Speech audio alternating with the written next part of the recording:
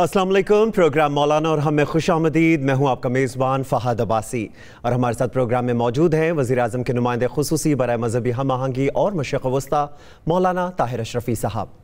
सियालकोट में गैर मुल्की शहरी के कत्ल का जो अफसोसनाक वाक़या पेश आया, मौलाना साहब हम बतौर मुआशरा किस तरफ जा रहे हैं?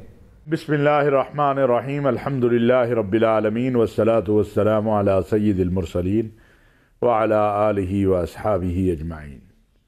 डॉक्टर साहब, सबसे पहले तो मैं अपनी तरफ से, अपने चैनल की तरफ से, जहां हम बैठे हैं जी, पाकिस्तान की आवाम की तरफ से, हुकूमत की तरफ से इस दर्दनाक, वहशतनाक, बर्बरियत वाले वाक़े पर श्रीलंका की हुकूमत और आवाम से ताज़ियत भी करते हैं और माफ़ी भी मांगते हैं, इसलिए कि श्रीलंका हमारा बेहतरीन दोस्त है पाकिस्तान का, और हमारे श्रीलंका से इस खित्ते में सब ममालिक से ज़्यादा बेहतरीन ताल्लुक़ात हैं। ये जो वाक़या पेश आया है, मेरी मालूमात के मुताबिक ये क़तई तौर पर इसका मज़हब से या नामूस मुस्तफ़ा सल्लल्लाहु अलैहि वसल्लम से कोई ताल्लुक़ नहीं है। इन ज़ालिमों ने सिर्फ़ अपने ज़ाती इनाओं की तस्कीन के लिए उस एक बेगुनाह इंसान को, और अगर बिलफ़र्ज़ व तकदीर खुदा न खास्ता कोई उसने ऐसा काम किया भी हो जिससे तौहीन मज़हब या तौहीन नामूस रिसालत होती हो, तो उसका मतलब ये तो नहीं है कि आप उसको इस तरह मार दें, जला दें, उसकी डेड बॉडी की बेहुरमती करें। हमारे पास क़वानीन मौजूद हैं, तौहीन मज़हब के भी कानून मौजूद हैं, तौहीन नामूस रिसालत के भी कानून मौजूद हैं। आप पुलिस के पास जाते, आप अदालत में जाते, आप वहाँ जाके उसकी कंप्लेंट करते, मामला हल हो जाता। अगर वो मुजरिम था सज़ा हो जाती, अगर वो बेगुनाह था रिहा हो जाता।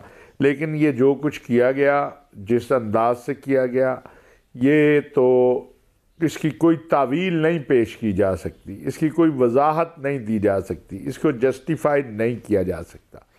अब सवाल ये है कि क्या ये अभी हुआ है या इस तरह का जो रवैया है वो माजी से भी चला आ रहा है।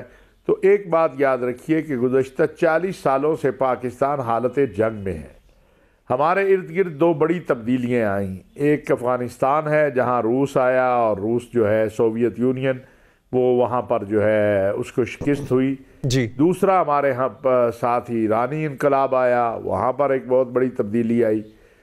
पाकिस्तान के अंदर बदकिस्मती से ना हम पूरे मुसलमान रह गए हैं और ना ही हम काफिर हैं। हम नाम के मुसलमान हैं, लेकिन अगर हमारे अमाल देखे जाएं तो हम चोरी, मिलावट, झूठ, गीबत, कब्ज़ा, ये सब हमारी अमाल हैं इस वक्त। तो हमने हमारी जो नौजवान नस्ल है उसमें एक फ्रस्ट्रेशन भी है, हालात का भी उसमें बहुत सारा अमल दखल है, बेरोज़गारी भी है और भी चीज़ें हैं। इन हालात में इन जो कुछ कल हुआ, अगर मैं ये सवाल करूं कि कल के इस वाक़े के अंदर क्या तौहीन नामूस रिसालत हुई है, तो मुझे तो कोई ऐसे शवाहिद नहीं मिलते हैं। अगर कोई स्टिकर लगा हुआ था या कोई पेपर लगा हुआ था और उस पेपर को उठाकर उस शख्स ने फाड़ दिया, तो उससे तो तौहीन रिसालत का इल्ज़ाम साबित नहीं हो जाता। तौहीन रिसालत का इल्ज़ाम जो है, लगाने वाले को ये सोचना चाहिए कि ये एक बहुत संगीन मामला है। तौहीन रिसालत का इल्ज़ाम छोटा मामला नहीं है। और फिर पाकिस्तान में या इस्लामी दुनिया में अगर किसी पर तौहीन रिसालत का इल्ज़ाम लग जाए और वो बेगुनाह भी हो, तो उसको सफाई देते सारी उम्र गुजर जाती है।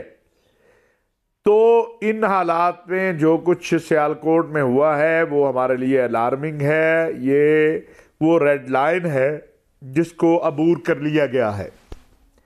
आप मुझे बताइए कि वो जो हाफिज़ कुरान था गुजरांवाला में, उसके साथ भी यही कुछ हुआ था।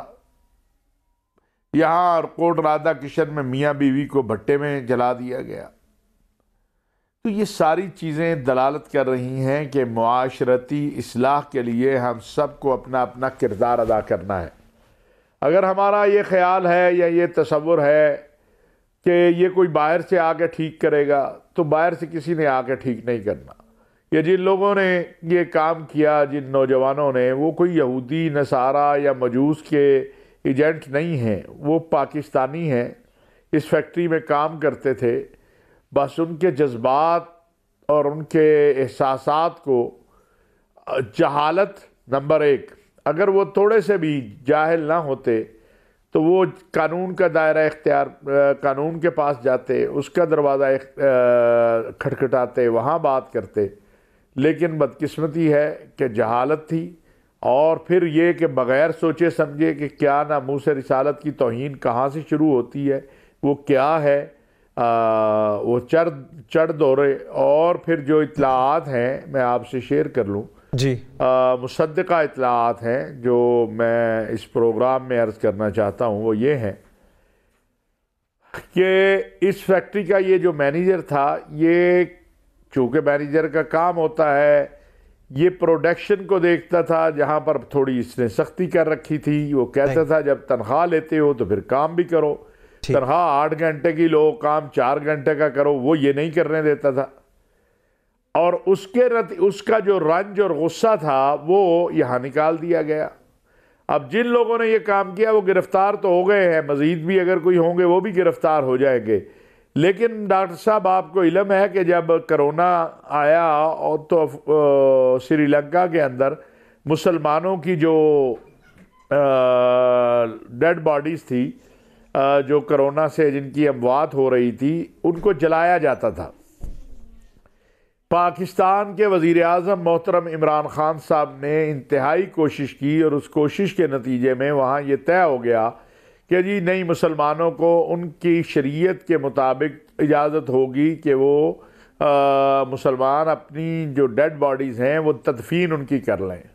ٹھیک۔ سری لنکا نے تو مسلمانوں کو اور ہمیں تحفے میں یہ دیا، اور ہم نے کیا کیا؟ ہم نے ایک زندہ انسان جلا کر سری لنکا بھیج دیا۔ اللہ اکبر۔ یہ لوگ جنہوں نے یہ عمل کیا ہے، یہ اللہ کے بھی مجرم ہیں، یہ رسول اللہ صلی اللہ علیہ وسلم کے بھی مجرم ہیں، یہ پاکستان کے بھی مجرم ہیں، یہ مسلمانوں کے بھی مجرم ہیں۔ پوچھے کیوں؟ اس لیے کہ انہوں نے اپنے ذاتی مقاصد کے لیے اللہ کے رسول صلی اللہ علیہ وسلم کا نام استعمال کیا۔ انہوں نے ایک بے گناہ، یا اگر بالفرض میں اس میں نہیں جاتا، وہ بھی چیزیں میرے علم میں ہیں، لیکن میں کہتا ہوں چلے قانون ہے وہ بتائے گا، ایک انسان کو خود ہی جلاد بنے، خود ہی قاضی بنے، خود ہی جناب اپنا حاکم بنے، خود ہی مدعی بنے، اور ایک انسان کو قتل کر دیا۔ میرا سوال یہ ہے کہ سری لنکا کے اندر جو اس وقت صورتحال ہے، جو مسلمان وہاں اس واقعے کے بعد افسوسناک کیفیت میں ہیں، اس کا ذمہ دار کون ہوگا؟ اس کے ذمہ دار یہ عناصر ہیں، اور یہ شدت پسندی اور انتہا پسندی ایک دن میں نہیں آئی ہے، یہ شدت پسندی اور انتہا پسندی ایک رات میں نہیں آئی ہے، ایک حکومت میں نہیں آئی ہے، یہ گزشتہ 40 سال کا تسلسل ہے جو 40 سال میں یہاں ہوتا رہا ہے، اور اس کے ذمہ دار ہم سب ہیں۔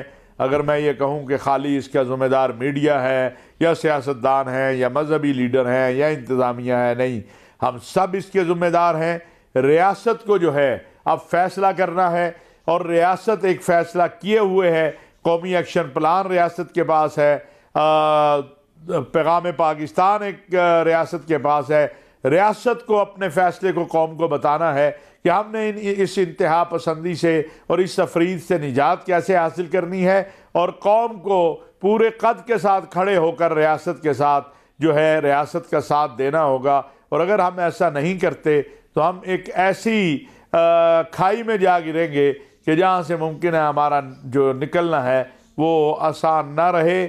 یہ قابل شرم واقعہ ہے، جیسے وزیر اعظم صاحب نے کہا، پاکستان کے لیے یہ دن افسوس کا دن ہے، کرب کا دن ہے۔ اور میں سوال کرنا چاہتا ہوں ان لوگوں سے جنہوں نے یہ واقعہ کیا، جو وہاں اس فیکٹری سے تنخواہیں لیتے تھے، اس سے ان کے بچے پلتے تھے، اس سے ان کے گھر چلتے تھے، کہ تم یہ بتاؤ کہ تم نے یہ ظلم کر کے پاکستان کے ساتھ بھی ظلم کیا، اپنی فیملیز کے ساتھ بھی ظلم کیا، اپنے ساتھ بھی ظلم کیا، تمہیں کیا ملا؟ آقا دو عالم صلی اللہ علیہ وسلم کا تو فرمان ہے کہ مسلمان تو وہ ہے جس کی زبان اور ہاتھ سے دوسرا انسان محفوظ رہے. تم کون سے مسلمان ہو؟ میرے آقا علیہ السلام نے تو کسی کو گالی دینے سے بھی منع کیا، حتیٰ کہ قرآن کہتا ہے وَلَا تَسُبُّوا الَّذِينَ يَدْعُونَ مِن دُونِ اللَّهِ فَيَسُبُّوا اللَّهَ عَدْوًا بِغَيْرِ عِلْمٍ. کسی کے جھوٹے خدا کو بھی گالی نہ دو. تو تم نے یہ کیا کیا ہے کہ گالی تو دور کی بات، تم نے ایک انسان کو قتل کیا، پھر اس کی لاش کو گھسیٹا، پھر اس کو آگ لگا دی. کیا اللہ آپ سے نہیں پوچھے گا؟ خدا کی قسم اللہ کے دربار میں جو لوگ اس واقعے کے مجرم ہیں ان سے پوچھا جائے گا. اور رسول اللہ صلی اللہ علیہ وسلم کے فرامین کی روشنی میں یہ بات عرض کرنا چاہتا ہوں کہ مسلمانوں کی ریاست میں جو معاہد ہے، جو معاہدہ کر کے آنے والا ہے یا رہنے والا ہے، اس کی ذمہ داری مسلمانوں پر ہے. اور قیامت کے دن جس نے اس کو نقصان پہنچایا ہوگا اس کے لیے بہت بڑی وعید ہے، بہت بڑی وعید ہے. اس کو سوچنا چاہیے، غور کرنا چاہیے. ہر معاملے کو، کیا ہر کاغذ میں جو تحریر مذہبی لکھی ہو اس کو پھاڑ دینے سے توہین آ جاتی ہے؟ یہ سوچنے کی بات ہے. توہین ناموس مصطفیٰ صلی اللہ علیہ وسلم یہ کوئی چھوٹی بات نہیں ہے. اللہ نے جس شخصیت کے لیے، اپنے محبوب کے لیے قرآن میں اعلان کیا ہے وَرَفَعْنَا لَكَ ذِكْرَكَ، ہم نے تیرے ذکر کو بلند کر دیا. وہ اتنی عظیم ہستی جس کی توہین کرنے والے کے بارے میں اللہ کہتے ہیں اِنَّا كَفَيْنَاكَ الْمُسْتَهْزِئِينَ، ہم تیرے مذاق اڑانے والوں کے لیے کافی ہے.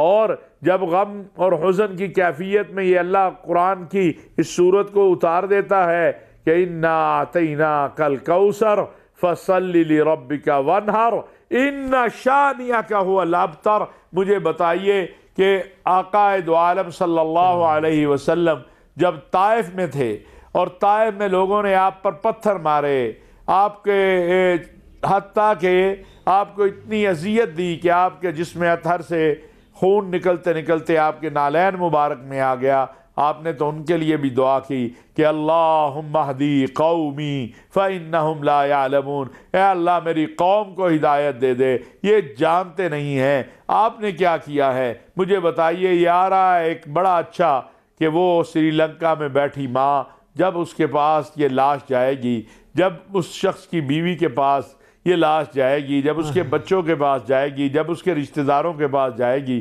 تو وہ جو میرا تصور ہے، جو مجھے اسلام نے دیا ہے، جو مجھے قرآن نے دیا ہے، جو مجھے سیرت مصطفیٰ صلی اللہ علیہ وسلم نے دیا ہے، جو مجھے اصحاب رسول و اہل بیت نے دیا ہے کہ اسلام تو امن، محبت، رواداری، اخوت، پیار اور اعتدال کا دین ہے، کیا وہ یہ ہمارے اس تصور کو قبول کرنے کو تیار ہوں گے؟ بات میں ہمیشہ کہا کرتا ہوں کہ اللہ کا واسطہ ہے ایسے بن جاؤ کہ لوگ دیکھ کر کہیں کہ یہ محمد عربی صلی اللہ علیہ وسلم کے ماننے والے ہیں. میرے آقا علیہ السلام نے تو میدان جہاد میں بھی سبز گھاس کو نہ رودنے کا حکم دیا، سبز درختوں کو نہ کاٹنے کا حکم دیا، بلا وجہ حلال جانوروں کو نہ ذبح کرنے کا حکم دیا. ہم کیسے لوگ ہیں کہ ہم نے ایک انسان کو اس انداز سے ذبح کر دیا کہ اور اس کو جلا دیا، جبکہ قرآن کہتا ہے کہ جس نے کسی ایک انسان کو قتل کیا فَكَأَنَّمَا قَتَلَ النَّاسَ جَمِيعًا، اس نے پوری انسانیت کو قتل کر دیا، اس نے پوری انسانیت کو مار دیا. محترم جناب عمران خان صاحب نے کہا یہ ہمارے لیے شرم کا دن تھا، فخر کا دن نہیں تھا. میں کہنا چاہتا ہوں ڈاکٹر صاحب کہ اگر کوئی توہین رسالت کرتا ہے، اگر کوئی توہین مذہب کرتا ہے تو خدا کا واسطہ ہے، قانون موجود ہے، قانون کا راستہ اختیار کرو اور بے گناہ لوگوں پر اپنے مقاصد کے لیے، اپنی منفعت کے لیے توہین کا الزام لگا کر ان کو اس طرح جو ہے وہ قتل نہ کرو، ان کو شرمندہ نہ کرو، ان کو مشکلات میں نہ پھنساؤ. یہ دنیا بڑی عارضی ہے، ایک دن اس دنیا سے جب جائیں گے تو اپنے رب کو کیا جواب دیں گے؟ اور خصوصاً سید الانبیاء خاتم المرسلین حضرت محمد مصطفیٰ احمد مجتبیٰ صلی اللہ علیہ وسلم کو کیا جواب دیں گے؟ یہ سوچنے اور فکر کرنے کی بات ہے. جی مولانا صاحب یہاں پہ میں آپ کو روکوں گا. ناظرین یہاں پہ لیتے ہیں ایک چھوٹی سی بریک اور بریک کے بعد واپس آ کر پروگرام کے سلسلے کو آگے بڑھائیں گے.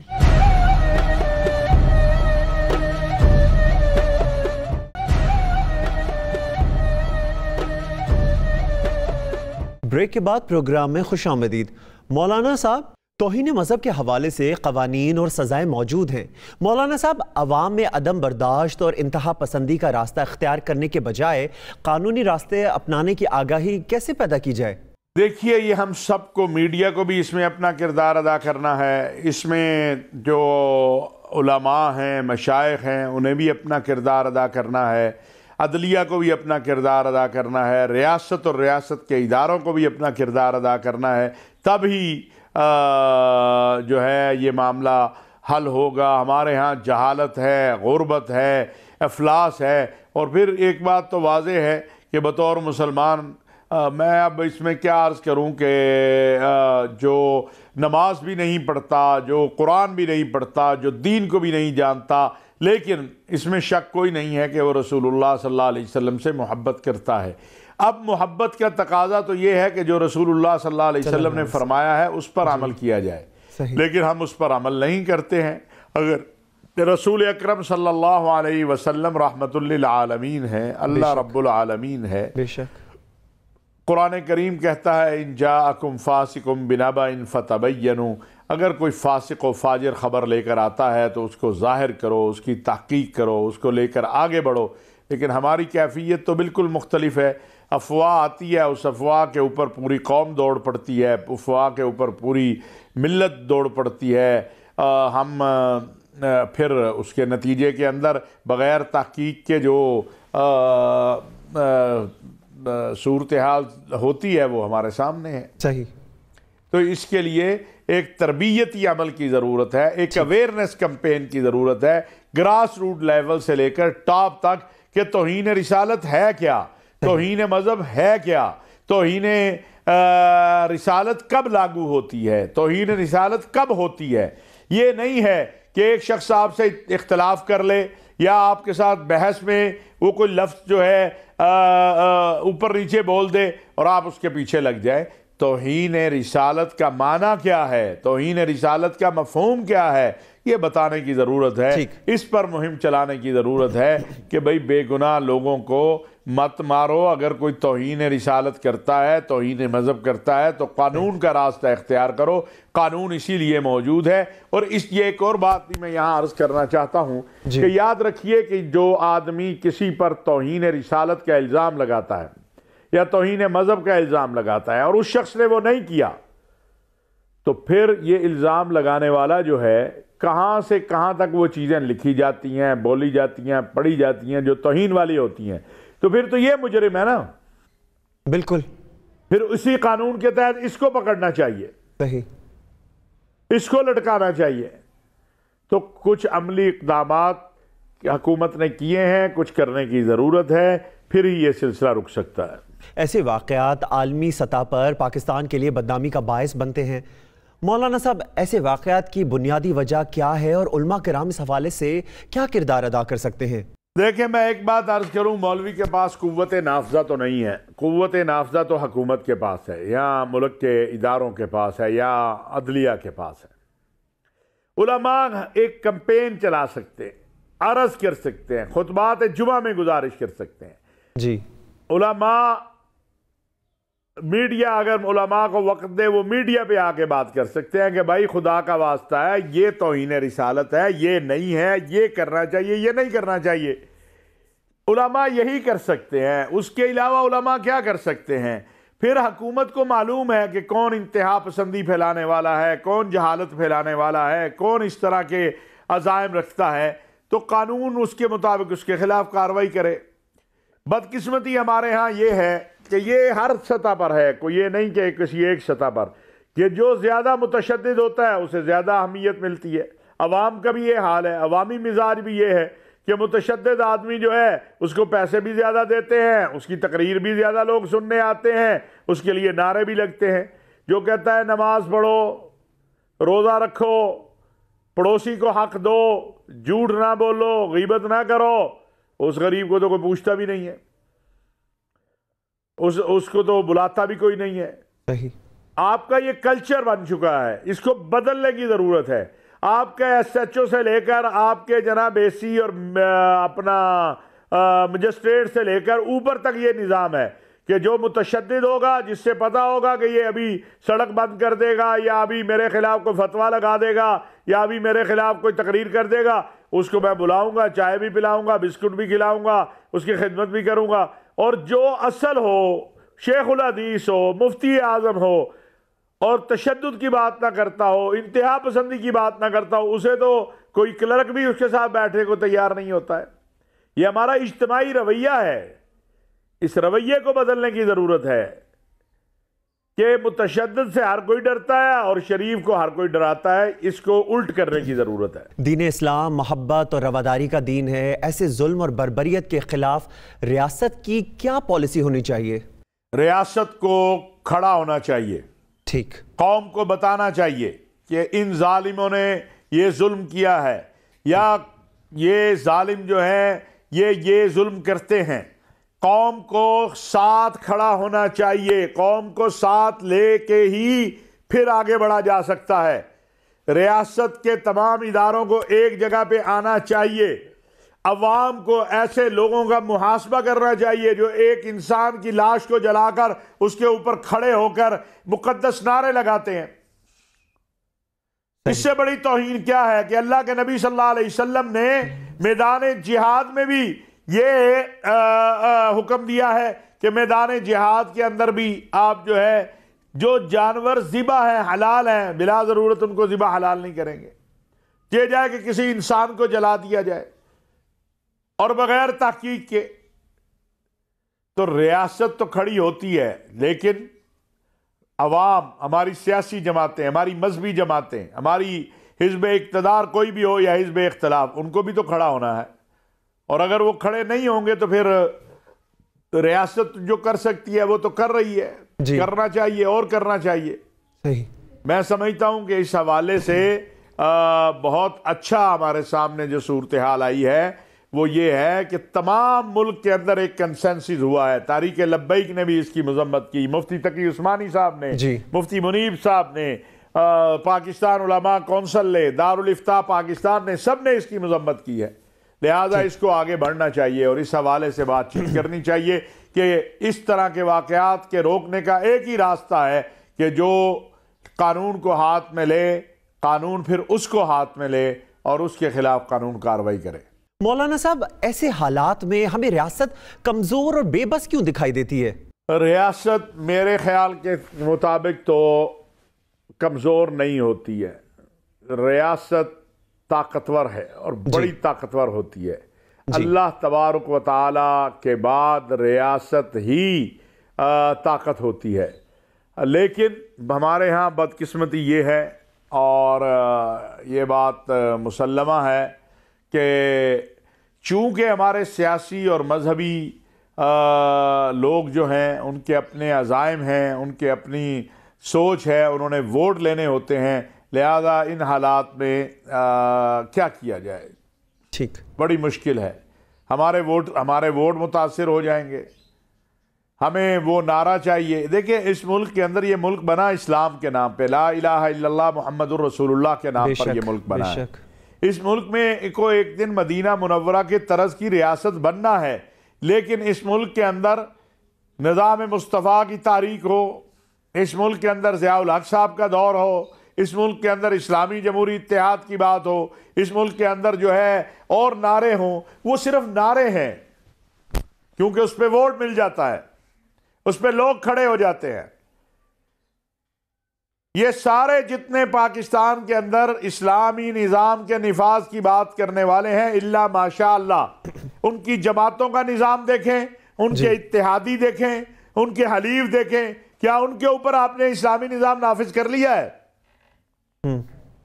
وہ صرف ایک نعرہ ہوتا ہے۔ مشرف صاحب کے دور میں متحدہ مجلس عمل بنی تھی، پہلی مرتبہ اتنی بڑی تعداد میں ممبران قومی اسمبلی میں آئے تھے، مجھے بتا دے کوئی اسلام کے حوالے سے قانون سازی ہوئی ہو؟ سودی سے نجات حاصل کر لیتے، اور کئی کام کیے جا سکتے کہ کچھ حدود اللہ ہی نافذ ہو جاتی۔ خیبر پختونخوا میں جو متحدہ مجلس عمل کے پاس حکومت رہی، بلوچستان میں رہی، کچھ نہیں ہوا۔ کون سا شرعی کام ہوا ہے مجھے آپ بتا دیں؟ یہ ایک مسئلہ ہے ہمارے ہاں، لیکن اس مسئلے کا حل یہ ہے کہ سب لوگ ایک پلیٹ فارم پر آئیں، ایک جگہ کھڑے ہوں کہ ہم نے پاکستان کو ایک پرامن ریاست بنانا ہے، مدینہ منورہ کی طرز کی ریاست بنانا ہے، ایسی ریاست بنانا ہے جس میں اسلام کا پیغام اعتدال جو ہے اور نظام اعتدال نافذ کرنا ہے، اس کی طرف آپ کو جانا ہوگا۔ وگرنہ یہ جو حالات بن رہے ہیں، اللہ نہ کرے عالمی دنیا اور آپ کے مسئلے مسائل یہ بڑھتے چلے گئے تو کہیں ہم کسی ایسی کھائے بھی نہ گر جائیں جس سے پھر ہم نکل ہی نہ سکیں۔ مولانا صاحب، ہم اتنے پرتشدد کیوں ہو گئے ہیں؟ یہ بڑی لمبی بحث ہے ڈاکٹر صاحب، اس میں غربت بھی شامل ہے، اس میں جہالت بھی شامل ہے، اس میں گزشتہ 40 سال کی اس جرم کی گزشتہ 40 سال کی سیاسی مذہبی جماعتیں حکومتیں سب مجرم ہیں۔ ہماری مصلحتیں اور ہمارے مفادات جو ہیں وہ غالب آ گئے اور ہم مغلوب ہو گئے۔ مولانا صاحب، اتنے بڑے ہجوم کی اتنی پرتشدد کارروائی میں کسی نے بھی انسانیت اور رحم دلی کا مظاہرہ کیوں نہیں کیا؟ اس لیے کہ ہم نے انسانیت سکھائی نہیں ہے۔ ہم نے تو یہ سکھایا ہے کہ جہاں ہمارا مفاد ہو وہاں ہر چیز کو رون دے، اوپر سے لے کر نیچے تک یہی معاملہ ہے۔ انسانیت تو تب آپ کوئی سیکھے گا نا کہ وہ اوپر دیکھے کہ کوئی قانون کو مانتا ہے۔ اگر اوپر والے پر قانون لاگو ہو تو نیچے والے پہ بھی ہو جاتا ہے۔ جب آپ دیکھتے ہیں کہ نہ اوپر والے پہ قانون لگتا ہے نہ نیچے والے پہ لگتا ہے، ایک تصور پیدا ہو گیا ہے کہ ہجوم اکٹھا کرو، جو مرضی کر دو، کوئی نہیں پوچھے گا، اس کا خمیازہ آپ بھگت رہے ہیں۔ کاش ان میں سے ان کے والدین نے، ان کے اساتذہ نے ان کو سمجھایا ہوتا کہ انسان کی اہمیت کیا ہے، انسان کی ویلیو کیا ہے، اللہ کے ہاں انسان کی عظمت کیا ہے۔ صرف یہ تو نہیں رسول اللہ صلی اللہ علیہ وسلم نے ہمیں بتایا کہ ہمارا جو دل ہے، ہمارا جو سوچ ہے، ہماری جو فکر ہے، اگر اس کی کوئی مخالفت کرے تو اس کو جلا دو۔ یہ تو اللہ کے نبی نے نہیں بتایا ہوا ہمیں۔ انہوں نے تو اپنے منافقین مدینہ منورہ میں رہتے تھے، ان کے ساتھ بھی اس نے سلوک کیا۔ جن لوگوں نے مکہ سے نکلنے پر مجبور کیا ان کے ساتھ بھی اس نے سلوک کیا۔ تو یہ تو صورتحال جو ہے بھائی میرے دن بدن اس لیے خراب ہے کہ کوئی اس پر بات کرنے کو تیار نہیں ہے، اور مجرم کو یہ احساس ہوتا ہے کہ چند دن بعد میں ہیرو ہوں۔ یہ ذاتی قضیہ ہے، ذاتی، آج نہیں تو کل یہ نکل آئے گا۔ یہ ذاتی معاملات تھے جن کو دین کی آڑ میں اور ناموس مصطفیٰ صلی اللہ علیہ وسلم کی آڑ میں ان ظالموں نے ایک انسان کو مار دیا ہے۔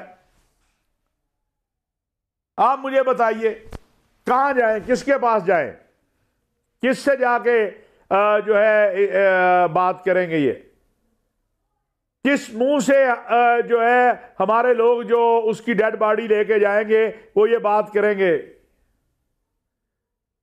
تو یہ رویے جو ہیں یہ متشددانہ رویے اس لیے ہیں کہ ہم طاقتور ہیں، ہم طاقت میں ہیں، ہمارے پاس لوگ ہیں۔ 2000 بندہ اکٹھا کرو، 500 بندہ اکٹھا کرو اور مار دو کسی کو۔ مولانا صاحب، یہاں پہ میں آپ کو روکوں گا۔ ناظرین، یہاں پہ ایک چھوٹی سی بریک لیتے ہیں اور بریک کے بعد واپس آ کر پروگرام کے سلسلے کو یہیں سے آگے بڑھائیں گے۔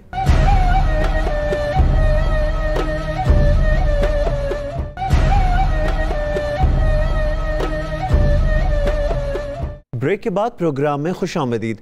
مولانا صاحب، وزیر اعظم سمیت علماء، سیاسی اور عسکری قیادت نے اس واقعے کی مذمت کی اور جلد از جلد اس میں ملوث افراد کو قانون کے کٹہرے میں لانے کا بھی زور دیا ہے۔ اس حوالے سے اب تک کوئی متعلقہ اداروں کی جانب سے کارروائی کو کیسے دیکھتے ہیں آپ؟ میں سمجھتا ہوں کہ 120 کے قریب لوگ گرفتار ہوئے ہیں، ان میں سے 13-14 وہ ہیں جو مین ہیں، تفتیش جاری ہے۔ خود وزیر اعظم صاحب اس کی نگرانی کر رہے ہیں، اور میں سمجھتا ہوں کہ اس حوالے سے چیزوں کو آگے بڑھانے کی ضرورت ہے، آگے کرنے کی ضرورت ہے، محبت کی بات کرنے کی ضرورت ہے، عوام کو سمجھانے کی ضرورت ہے کہ یہ ظالم لوگ ہیں، انہوں نے ظلم کیا ہے، اور میں سمجھتا ہوں کہ ان کا سپیڈی ٹرائل ہونا چاہیے۔ ہم چیف جسٹس صاحب سے اپیل کرتے ہیں کہ محترم چیف جسٹس صاحب مہربانی فرمائیں، ان کا ٹرائل کا ایک ٹائم مقرر ہو۔ پوری دنیا دیکھ رہی ہے پاکستان کو، پاکستان کا عالمی سطح پر امیج تباہ ہوا ہے، اور سیالکوٹ وہ شہر ہے جو آپ کے ایکسپورٹ کی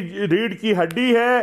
اگر خدا نخواستہ یہ معاملہ آگے بڑھتا ہے اور یہ اس کو رد عمل آئے گا تو وہ ان تجار پہ آئے گا, بزنس مینوں پہ آئے گا. تو یہ ساری چیزیں دیکھنے کی ہیں.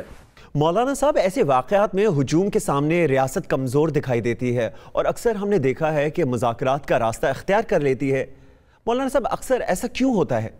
نہیں, دیکھیے بات یہ, اگر کہیں 4000 آدمی جمع ہے تو ریاست ان پہ گولی تو نہیں چلا سکتی نا, وہ آپ ہی کے لوگ ہیں. بالکل. جب تک وہ ریڈ لائن کراس نہ کر لیں, ان کو سمجھانے کی کوشش کی جاتی ہے, ان سے بات چیت کی کوشش کی جاتی ہے, ان کی منترلا کی جاتی ہے, کیونکہ وہ ہمارے لوگ ہیں. وہ کوئی انڈیا سے تو آئے نہیں ہوئے یا اسرائیل سے, لیکن اگر کوئی قانون کو ہاتھ میں لیتا ہے, ریڈ لائن کراس کرتا ہے, پھر ریاست سے بڑا کوئی طاقتور نہیں ہے. اللہ کے بعد ریاست ہی ہے, پھر ریاست اپنا کردار ادا کرتی ہے. تو یہ ایک بڑی واضح اور کلیئر بات ہے. اور اس میں یہ تصور کرنا کہ ریاست گولی چلائے فوری طور پہ اور مار دے, تو یہ تو ریاست کا کام نہیں ہوتا نا. ریاست کو گولی بھی چلانی ہوتی ہے جہاں ضرورت پڑے, لیکن ریاست کو ماں کا کردار بھی ادا کرنا ہے. اور یہ جہلا ہیں, جاہل ہیں, ان کو کسی نے سمجھایا ہی نہیں ہے. ان کو سمجھانے کی ضرورت ہے کہ بھائی دین اسلام کیا ہے, ناموس رسالت کیا ہے, رسول اللہ صلی اللہ علیہ وسلم کی تعلیمات کیا ہے. اللہ نے قرآن کریم میں ارشاد فرمایا ہے, لَقَدْ كَانَ لَكُمْ فِي رَسُولِ اللَّهِ أُسْوَةٌ حَسَنَةٌ, تمہارے لیے رسول اللہ صلی اللہ علیہ وسلم کی زندگی بہترین نمونہ ہے. سیرت مصطفیٰ پہ چلیں گے تو بات بنے گی. صحیح. شور کرنے سے تو بات نہیں بنتی, بالکل. سیرت کے برعکس کوئی کام کرنے سے تو بات نہیں بنتی. تو یہ بات کرنے کی ہے اور یہ بات سمجھانے کی ہے. مولانا صاحب, مستقبل میں ایسے واقعات سامنے نہ آئیں, اس حوالے سے علماء کرام اور ریاستی ادارے جامع پالیسی کیوں نہیں مرتب کرتے؟ دیکھیے, یہ جو ہجوم کا جمع ہو جانا اور اس طرح کا واقعہ ہو جانا, یہ کوئی پالیسی اس پہ ایک ہی ہو سکتی ہے, وہ ہے اویئرنیس کمپین.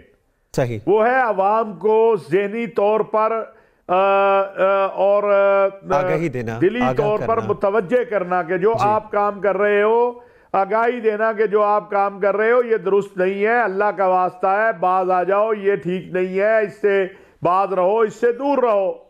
اور کیا کیا جا سکتا ہے؟ اب یہ 2000 آدمی ہے, ان میں کاش انسانیت بیدار کی جاتی, ان کو کہا جاتا, کہ وہاں کہنے والا ہوتا کہ یار نہ کرو. اب نہیں کسی نے یہ بات کی. یہ جو تصور ہمارا ایک اور پیدا ہو گیا ہوا ہے, جو ہوتا ہے ہونے دو, یہ بھی غلط ہے. بالکل. تو یہ چیز کرنے کی ہے, اس کا احساس کرنے کا ہے, اس کی طرف توجہ کرنے کی ہے.